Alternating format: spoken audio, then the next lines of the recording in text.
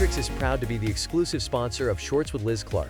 With over 20 years as a dedicated supporter of the fitness industry, we're thrilled to continue a partnership geared towards success for all those who believe in better. Hello, greetings everybody. In this episode, I am so excited that we are sitting down with Fitt Insider's co-founder, Anthony Vennare, to explore how a small little newsletter that was started in 2020 has transformed into really being a leading voice in industry news, trends, and insights. And from little niche beginnings, Fitt Insider has really become a powerhouse and covers everything in this space on acquisitions, forecasting, and what's hot and coming in fitness and wellness. So welcome, Anthony. Thanks so much for being here. Yeah, thanks, Liz. Excited to chat. Good. Well, we're going to talk a little bit today about the business that Anthony has started and how it really focuses on sort of B2B content, really targeting influential leaders. And with that, has led to a distribution list of over 100,000 folks that are following this on a regular basis. Anthony has himself a very robust, strong podcast, and then a really just honestly engaged community. And when you look at sort of your open rates, it's really somewhere around 75%, which is so impressive. So really, really honored to be with you today. But what's maybe even cooler than the business that Anthony has built with his partner, Joe, is the background that he brings in this industry, having owned gyms himself, being part of the CrossFit community, kettlebell studios, conditioning gyms, and so much. Really brings unmatched expertise to this that we haven't seen in any other audience. And really part of your model has leveraged this flywheel effect where you're getting revenue not only through the content, but also through recruiting and consulting, which is really cool and kind of a whole 360 model. So without further ado, Anthony, let's just jump into some questions and start to have a conversation. Maybe take us back. So I mentioned that your newsletter started in 2020, but talk us back a little bit about how did your journey basically into the fitness world begin? And was this something that was always part of your life, or did you find this path later on? Yeah, it was definitely always part of my life. My brother and I grew up in a big Italian family, and we kind of ended up as overweight kids. Lots of Yeah. food at grandma's house and just a lot of eating and everything that way. So it was something that we were overweight kids, and then we found football. And football, where we grew up in Western Pennsylvania, is kind of religion. It's everything. And they had strength and conditioning and coaches and trainings. And we both started in middle school. He's a little bit older than me by a couple of years. So when he started, I started looking at it. So we found football and then found fitness and activity through that. And that was the start of like our passion. So ever since then, it was really our thing through school and playing sports. And then Joe graduated and went on to play sports in college and got even more into fitness. And then myself, I actually did my senior project on becoming a personal trainer and like what that would look like in school. And then I enlisted in the Marine Corps. So every part of what I was training for that, training for sports, Joe being getting his certification, being playing football in college. It was really everything that we did, and it was like kind of what really brought us together. So ever since that point, everything we've ever done has been health and wellness. And now, are you competitive? Like most, I think brothers are in this space. I was going to ask who's the better athlete, but I don't want to make everybody uncomfortable here. But I Joe suspect. definitely is. Joe is Oh, by far the better athlete. He's the taller, smarter, older, better athlete one. So, but we were definitely competitive in sports, but in a fun way, because for us, it was more about just like challenging ourselves, but like doing it together. And then like when I was away in the Marines, writing letters back and forth of still trying to keep up our fitness and what he was doing.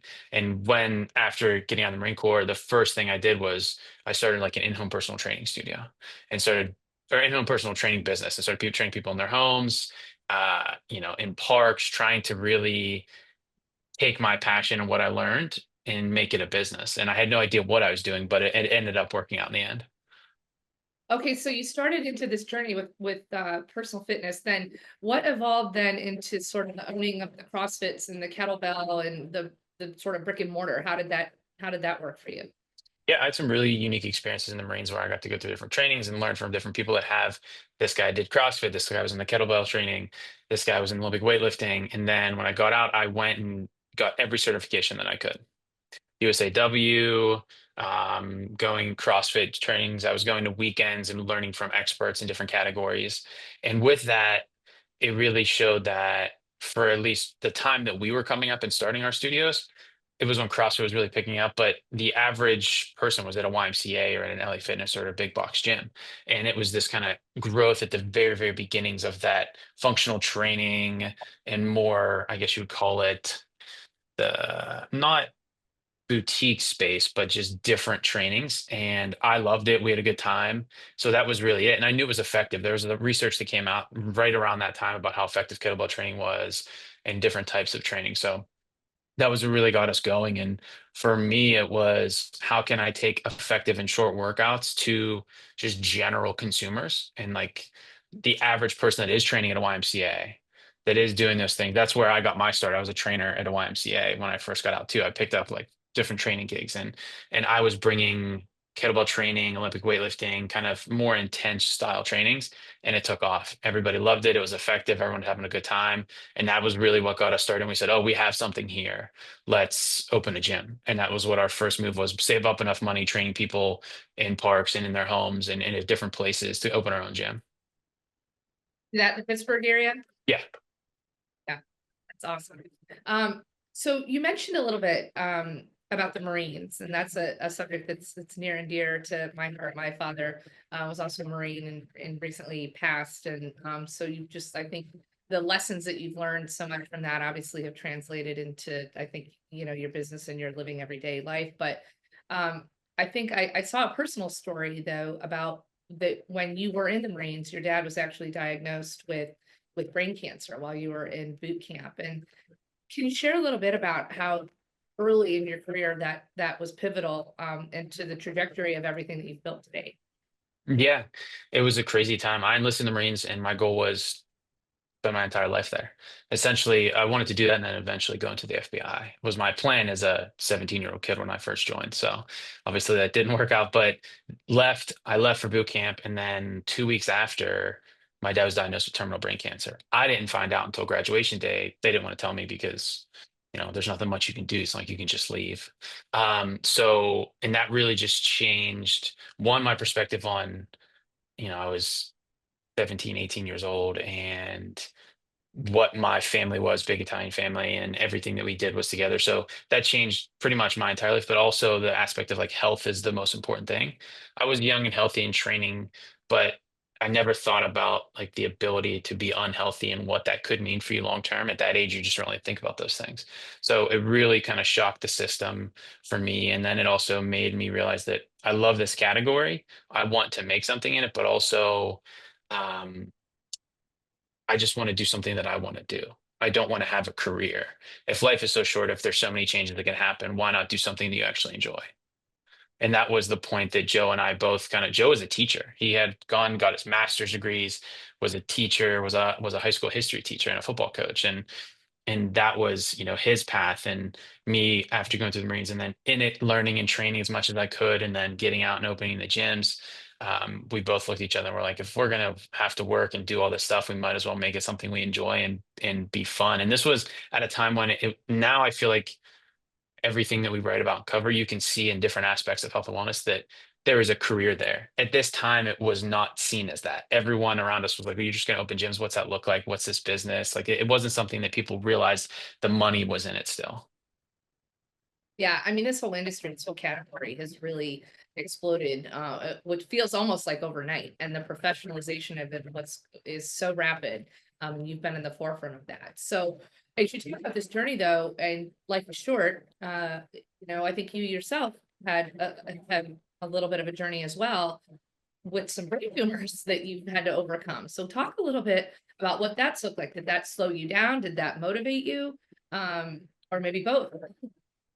Definitely both, and it was at a super crazy time. So from owning the gyms to building up and owning multiple gyms and owning different CrossFits and kettlebell studios and other things. And Joe and I even came up with our own education program and training and equipment manufacturing. And every time that we would discover a new business, we realized that we could build those too. And it was always based in health and wellness. And over the years doing that and building some really successful exits and massive businesses all based on health and wellness, we had our last company, and it was a growing startup. We had raised some venture funding, and it was doing very well. We had actually just raised another round, and Joe and I had sold a piece of the company. And in January of 2020, I started having seizures, which very quickly realized I think I knew what that was. So my dad passed away from the brain tumor. My grandmother passed away from brain tumor. My cousin had one. There's really no path that they say it's hereditary, but something's going on. So I had a seizure and thought I knew what it was. So went to the doctor. They're like, "Oh, you're fine. There's nothing there. You just, people pass out sometimes." And then very quickly, I was like, okay, no, I know something's wrong. I need to get this addressed. And luckily, we had actually a business. Our business was doing a lot of business with the local health plan and hospital system. And we were friends with some of the executives, and they got me in really quickly and found out I had a brain tumor. And through all of that ups and downs of like trying to figure it out, it took a little bit of time. And I was formally diagnosed with my brain tumor in March of 2020, and then COVID hit. So right then and there, it was just an absolute whirlwind of COVID and the world shutting down. And we had a business with, you know, I don't even know how many employees at the time, 50 plus employees and offices, and then me myself figuring that out and the whole industry changing. And the only thing that really kept me steady was the newsletter. We had just started sending in newsletter, you know, weeks before. It was like once a month randomly to a few friends and just thoughts on the industry because we had been in it for so long and we saw it changing. And obviously COVID changed that completely. So yeah, that ups and downs of that. And I was fortunate to get through that and come out on the other side. And then it came back again not too long ago. And then luckily, with the people we know and the access we have, another successful fight with that. But definitely changed my perspective on, and that's why we really have changed the writing and category and things that we cover to health and wellness. We might write about boutiques and studios and trends and fitness, and then we'll write about cancer screenings, and we'll write about, specific health products and where the proactive and preventative care is coming from. Because to us, fitness, wellness, health, healthcare, all of that is the same thing now. Yeah, yeah, so smart. So with the newsletter that you consistently kept you looking on the horizon, when did you realize that Fitt Insider was really just more than a newsletter, though, and that you were honestly something a little bit bigger? Yeah, it was always meant not to be media. So we've had media businesses in the past. We've been around for a long time. The thing that I've always disliked about media is and especially in the B2B category, it's mostly pay to play. You can get articles written about you, can pay people to talk about you, can pay to be on podcasts, you can pay to be on newsletters and on stage to talk at events. That's what people do. So we never wanted to monetize a business through media. So we wrote the newsletter. It was about adding value. We knew eventually we could build another business, sell another thing, but this concept of having a personal brand and category of thought leadership was important. And we just wanted to write the things that we wish people wrote when we were building our businesses so that other people can learn. And with that, I mean, very quickly, especially with the change of COVID and the attention of health and wellness, um, five turned into 500, turned into 5,000, turned into 50,000. And it just kept growing. And with the types of people that were asking us for advice and to look at their startups and to talk to them and to be involved, we knew we had something more there. And that was really the birth of the flywheel that you mentioned was, okay, the media is the power, but we don't derive our revenue from media. And that lets us stand out. We don't have ads on our site. We don't have pop-ups. We don't have things you could pay for. You couldn't pay us money to write about something if you wanted to. So that let us focus on running the best possible resource from a media value. And then adding additional services. We have an investment fund. We have the recruiting that you mentioned, the consulting, and we've even started acquiring and building other businesses like we have a consumer-facing fitness and wellness brand called Wellworthy, and things like that. And having the trust and attention. And I think the reason we have the open rates and the engagement that you mentioned is we don't sell them anything. We don't bother them with anything. It is strictly value all the time, and built that trust. And I think just to the genuine approach that we have, like we want to add value as much as possible, and then we'll figure out the business on the back end. That was always our approach. Wow. Yeah. And it shows. I mean, it shows through your open rates, your content. It's it's unparalleled, I think, to anybody else in the whole industry, really. So with this evolution, have you had any core values that you and your brother have really remained unchanged? Any sort of North Stars or things that really keep you grounded through this evolution of what has been it is a really dynamic business model and diverse. But speak to your core values on it. Yeah, so it was on the sign of every business we've ever had, on the wall somewhere. We originally it was like a small poster, and our last office we had a giant mural. It was like the right thing is the right thing. We always know that if we are approaching, we know if you're doing the right thing or not. And whether it's with a customer or a reader or subscriber, if you're adding the value, you are. And then the other one for us really is kind of protect the audience. We always want to treat the people that read our content and that join our audience and are part of our community with the value that they do provide. And that's for us, whether it's the content we produce, the reports, the information, whatever. Just we're not trying to monetize and sell them, we're trying to add value. And those two things is why, the newsletter, as an example, or our jobs board. We have a free jobs board for the industry. You can post on it for free, you can see it for free. Everyone else monetizes. For us, it's the right thing is to make it so more people can work in the industry and more people can find their passion and value here and make money. And that being that source in the end will add more value to us than it would to charge $250 for someone to post on our jobs board. So the jobs board, and then recruiting came after that very quickly was, well, people are here, but they still need help. And we have the attention of this person who wants a job and attention of this person who needs to fill that job. So what can we do as a service to make it very streamlined and easy to do that? And recruiting came from there. So everything was kind of an organic approach of, can we add the value? What's the right thing to do? And then if the things line up, it kind of works out. Yeah, I love it. And so I've just opened an office in Washington, D.C., and we're working on decorating it. And I might steal your the right thing is the right thing sign. We've got a lot of great sort of quotes and inspirational things in this industry, and that's a great one. So I love that. Speak a little bit to some of the channels and sources that you turn to when you're crafting your newsletter and industry reports. I mean, it can't all be coming just from your head and what you're experiencing on the front lines, but maybe it is. But do you have other sort of channels and sources that you look to? Yeah, we've built, I mean, very little comes just from my head, if at all. We have a phenomenal team. So Joe leads the content now. He's the kind of head of content and that setup that we have. And, we're producing, platform specific content on just socials, the newsletter, the podcast, written. We have the social videos now really focused on being where the consumer is that is reading our stuff. We don't care if they come to the site. We don't care what they do as long as they get the information from us. So, um, we have a team of writers and editors and producers that are scouring the internet to find every little new research that came out or new report or and it's really cool. They've built a unique kind of tool where they're sending it in. We have different tools scraping things, all pulling into Slack in this kind of like automated tool, plus the manpower of the team, that there is just a never-ending feed of every specific thing that comes through. And the problem right now is the industry's gotten so big, there's so much of it, we can't cover it all.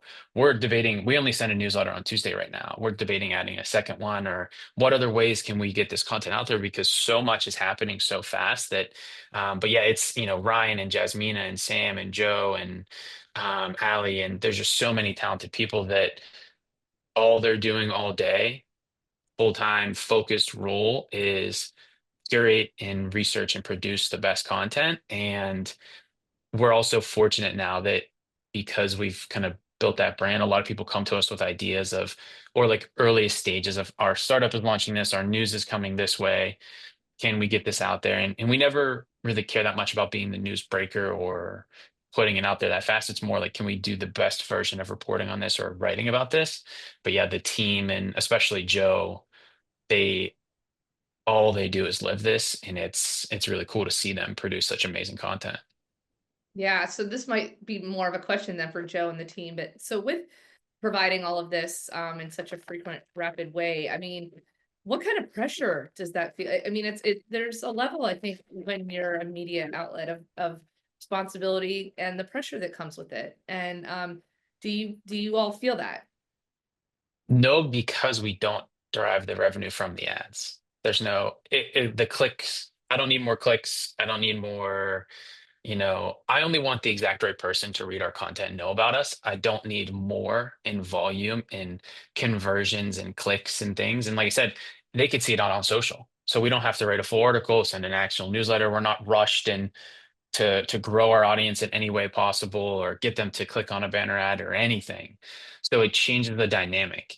And also we only send one newsletter a week right now. So it's building up for that. And yes, they produce more content throughout that, but if you take the ups and downs of media revenue coming from audience and clicks and conversions, it changes the dynamic of almost like a nonprofit. Do the best thing you can do at this way. And because we don't need to drive those engagements for revenue, if something comes out and we put it out a couple hours later, when we find it, it's not the end of the world because it's not going to change how our business model actually operates.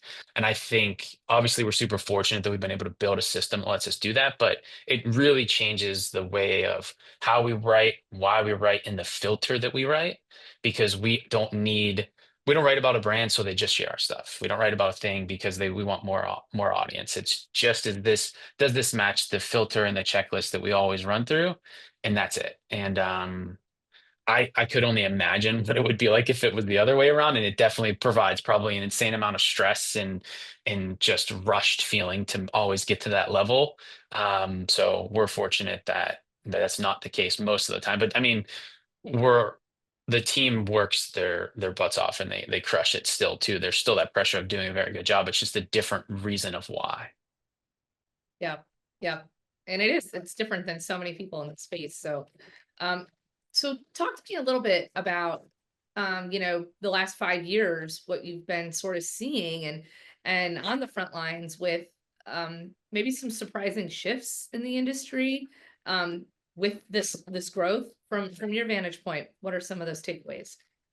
Absolutely. I mean, it's the massive waves and ups and downs of funding that came in for connected fitness and general fitness products and like large TAM products, the Pelotons and the Tonals and others too.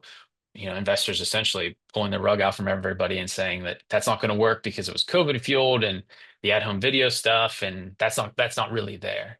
And then that kind of, I'd say the lull in the market of fitness, but then instantly coming back to health and wellness and social fitness and wellness and health that way, and money pouring back in and on investor side, and the consumer spend all along not really changing. And that's the underlying thing that is unique that we see is of the trends and ups and downs, whether it be from investor dollars or startups starting and companies building, the trend of consumers spending and prioritizing health and wellness as a dollar values them is insane. And I think the market is going to continually blend healthcare, consumer health, and health and wellness and fitness all under one roof. And there's trillions and trillions of dollars on the healthcare side and the consumer health side that you're seeing with TrueMed and other brands that are making it available, or other things that are happening where it's slowly starting to trickle into health. And I don't think the industry, for especially the fitness industry, but generally fitness and health, and wellness, I don't think they're prepared for when that time comes and what it means for the consumer to have more data, more access to dollars. Their spend is coming in different ways, and they're also building their own silo of health. Like for me, I don't go to a gym. I work out with buddies at my friend's gym, and we focus on rucking, and we focus on being outside and being active and walking and training that way. And then, a friend of mine really focuses on sleep. He's spending his money on Eat Sleep and Whoop and Aura and focusing on can his sleep get better and his mobility, and he's not training in a specific way. He's spending money on health and fitness, but it's not going to a gym. And as that continues to happen in a bigger and bigger way, I think the industry instantly becomes bigger. And certain pockets of the industry aren't focused on that. Same thing goes for health. Like obviously, I've had multiple cancer scares, and with my past history and things that are going on, I want to spend my money on Prenuvo, and I want to go get my blood test done more, and I want to have a concierge doctor that way. But that's health to me. That's health and fitness because that doctor is looking at my steps and my activities and my supplements and my nutrition, not I'm going to the doctor to make sure I'm not dying. So the market is essentially ever growing and will not stop for a very long time. Yeah, endless, really. And I'm sure you followed this study really closely too. That you said so. The people that are investing in our category is tremendous and so much, and they're so loyal to it that if when it comes to disposable income, people would rather be investing in this than eating out to dinner, traveling, that type of thing. This is paramount, more important, which is really fascinating when you look at sort of the consumer base there and how loyal folks are to it. So let's shift a little bit to your staffing through recruiting and jobs posting and all of that. So how did this aspect come about out of the newsletter or not? And talk a little bit about some of the successes that you've seen connecting employers with some of the top talent that's out there. Yeah, again, it was super organic. We were running a media business that wasn't making money through media, and then we were like, well, what other ways do people do that? And oh, jobs board. Every B2B industry has looked at or evaluated jobs board. Let's look at it. We looked at the model and how much money we can make, and we said, let's just put it up and see if it works. We don't need to monetize it. We'll put it up. And very quickly, 10,000 people in the first month were on the jobs board. Like, how did this happen? And I also started doing roundups on LinkedIn where I would take 30 or 40 jobs from that week that I saw and put them out just as, hey, here's really cool jobs in the health and wellness industry. And 20,000 people saw it on LinkedIn. I'm like, oh, this is pretty crazy. So just started to build up the technology on the jobs board to make it better so there's more jobs and then find and source more jobs to share. And you know, 3 months in, we're like, this is super valuable to people. Let's invest in it. And then, well, we don't want to charge consumers to see it, and we don't want to charge businesses to post because we want to just add more value. What is the additional model there? And at the same time, I was connecting just personal connections. Joe wants to work at this company. Sarah wants to work at this company. I know the CEO will make an introduction, they get hired. And a friend of mine was like, "Hey, that's a recruiting firm. You're just giving away a service for free." And that was really the clicking point. Like, oh, okay. So then instantly we said, how do we make this a business? Let's go talk to really smart people that have done this before. Our thing is always we want to find the best and brightest at a thing. We know it's not us. We can find that person. So we hired some people to kind of help us build this model as consultants. And then we went and found our head of talent, Brian, and have been building the team ever since. And yeah, it's been phenomenal working with brands like Gymshark and Center and Strong Pilates and Superpower and eGym and I, you know, to name a few of the many, and really focused and specific. And our goal is to be faster at it and just have a deeper understanding, but also it's a network driven thing. Most recruiting firms would go out and try to find this individual out there. That person most likely reads our newsletter, is in our database, follows our things, has signed up. We have a talent network now that you can join where there's 20,000 plus people that have signed up. So they're in our system actively wanting to be recruited, and they trust us to bring them really unique things. And it's not even, I think it's just about a year old now, the recruiting firm, but by far the biggest part of our business. And we're really heavily investing in that. And it's been so fun to do. And it's just exciting that, like Momentous, we've been working with them for a while, the supplement company, and to help someone find a job in a category they love when they're coming from a place where, they use that product. The person that at Gymshark, like they love the brand, they work out, they follow them, and then they get a job there. They're like, this is the best thing ever. Why wouldn't you love that? Yeah. Well, I'll tell you, we here at the Health and Fitness Association are also in a build out mode. So I have a handful of job descriptions I might send your way because we Yes, are working to build our team here, including a please. COO for me. So yeah, so a lot of great opportunities there. So one of the things, I talk to so many gym owners and people in this space all the time about what are challenges in your businesses, and staffing is one that is always a challenge, and whether it's like recruiting trainers, that type of thing. But what have you seen from some of these staffing trends across the sector and over the years? Is it still just challenge recruiting people, getting new blood, getting certifications? What's your take on it? It's a really unique time because fitness is a career.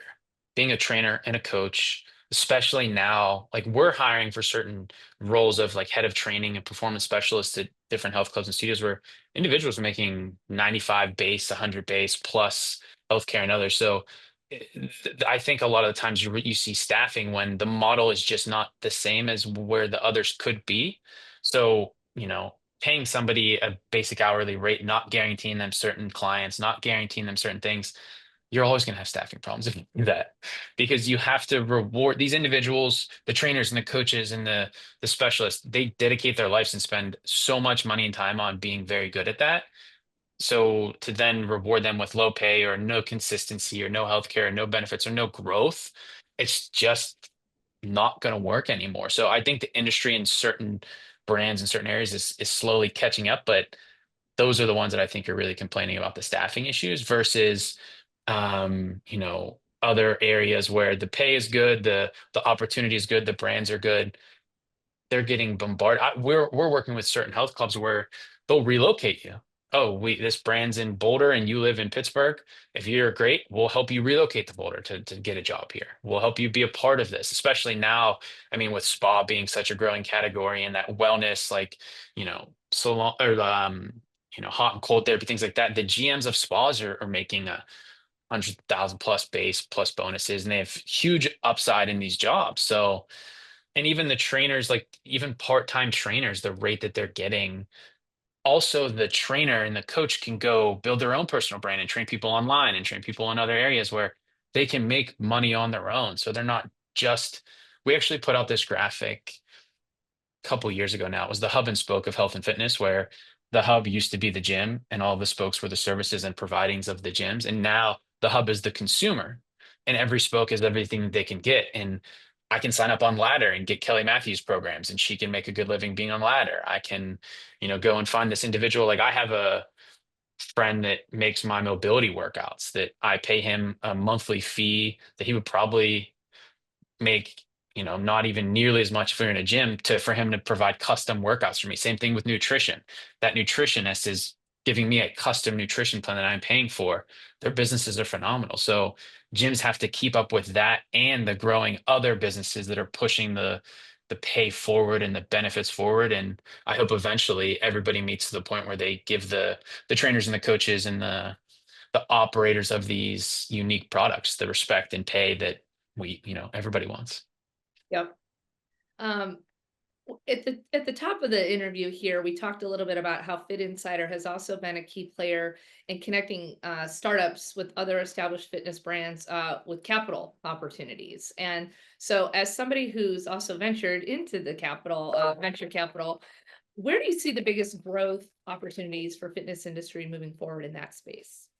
Yeah, you're seeing it now brushing up against it with some of the bigger brands like Remedy Place and Othership in the wellness space and some of the obviously the Tonals and the Pelotons and others that have raised capital in a big way. But there's really big name investors like Andreessen and Sequoia and others that are backing supplement companies and fitness brands and wellness brands, which is super, super unique right now. It's something that you wouldn't have seen 3, 4 years ago. Definitely not before that point in a big way. So the capital in the industry generally used to be there's only certain people that invest in this category, and that's it. And now any investor and every investor will back health and wellness brands. So I think for startups, it's going outside of that smaller group because that smaller group actually kind of held a weird grip on the category. Like when we launched our investment fund, it was Joe and I Investing Capital. It was the amount of people coming our way and coming to us because there was no real there was only a handful of places to go.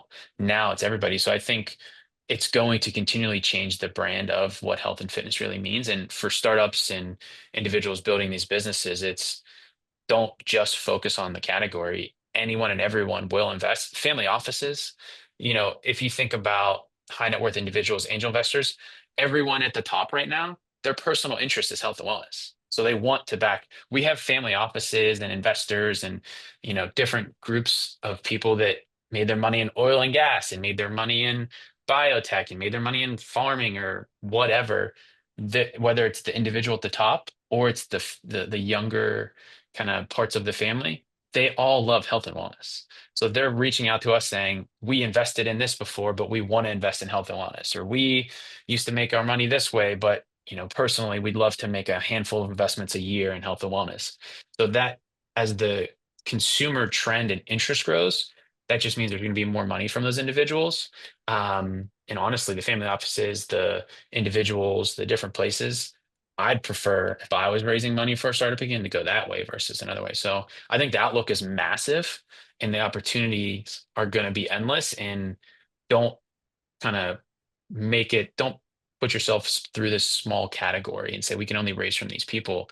I think anyone and everyone will put money in. And if I think startup founders right now, it's the brightest it's ever been from a forward-looking perspective. Yep. So looking ahead here, I would love your crystal ball and to think about what are some of the most exciting trends and developments that you are excited about right now with both the opportunities for both Fit Insider and just the industry at large. Yeah. I think the opportunity from the industry at large is proving health outcomes. I think soon enough, the validation with diagnostic care and preventative care, like I can get a blood test to see if things are working. I can go and track all of my health metrics and data and information. So the supplement I take, the workout program, the things I do, it's no longer based off of do I feel better? Am I losing weight a little bit? It's am I actually being healthier? So every brand that is selling a product that is meant to make somebody healthier is eventually going to have to prove that they are actually being healthier and fitter in some way. And I don't know if that's good or bad for a lot of the industry, but I think it's good for everybody in the end. It's going to be a little bit of struggle, but that is the end goal. If we are a business that can prove the things that we do actually work, why don't we do that? And because in the past it's always been, well, consumers' habits and their dedication and their commitment, and I don't believe any of that. I've struggled with my weight for a lot of my life and ups and downs through different things, and I know a lot of people have in my healthy eating, and I know as much as anyone else could know about this, and I still have those struggles because of emotional eating or life or things. So to put the blame on the consumer and say it's their fault because they're lazy or they don't want this or they don't want that, it's not the case. Build a better product to help them get there and support them in a better way. So I think health outcomes is going to be the gold standard of this industry eventually, and the actual work that comes out of the work that you put in at the beginning. Um, and for us, we're building towards that. It's our goal in the end is to be a one-stop platform for anything you need to do. Hire, market, grow, build, with the investing, we have some events that will be dropping soon that we're excited about, whether it be meetups and workouts or bigger industry events. And again, our approach will be much different than what exists out there. And it's more to not monetize, but just bring people together. And founders, the founder of a wearable and the founder of a fitness facility and the founder of a health facility and wellness and the investors and iBanks here, can we get them all in one room and start talking? And what does that do for the industry? That's our goal. And on a very small scale so people can be intimate and engage. And if the end goal is health outcomes, then the end goal is healthcare. How does healthcare and health and wellness and fitness and active lifestyle and recreation all become one? And what would happen if dollars spent at the very end for sick care continually trickle down? And that's what we're building ourselves for. And that's where you'll see we actually just relaunched a new brand and new website yesterday. So the Fitt Insider website, brand, function, everything is brand new to match where we're going. It's not about fitness, it's about healthcare and wellness. And can we be prepared to, in every way possible, help drive the industry towards that goal of healthcare and wellness and everything being the same? Well, Anthony, you are singing my same song, and so I'm glad that we are totally aligned on that. And it's just been really amazing to watch this journey and to be a consumer of your product, and so just love everything you're doing. So thank you so much, Anthony Vennare, for being here with us today, and look forward to what's on the horizon. Yeah, thank you so much. Love what you guys are doing. I appreciate having me. Take care.